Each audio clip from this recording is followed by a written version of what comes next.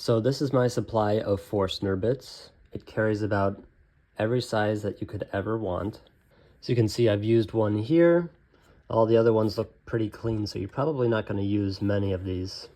These are really good for damp chaser installations when you're drilling through the bottom of an upright so that you can stash away the cables or the power cord for pianos.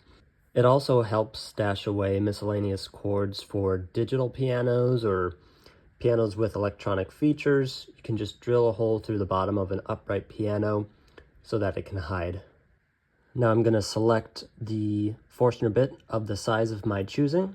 This will easily fit an AC power outlet sized cord and prong. This way I can power what I need to through typical household furniture like pianos. So now I'm choosing exactly where I'd like to drill.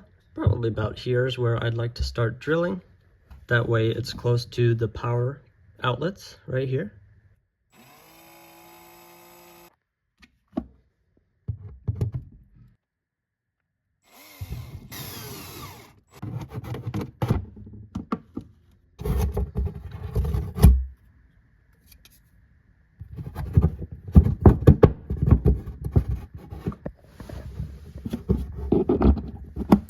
And there you have it. It fits a power cable from any appliance that you'd like.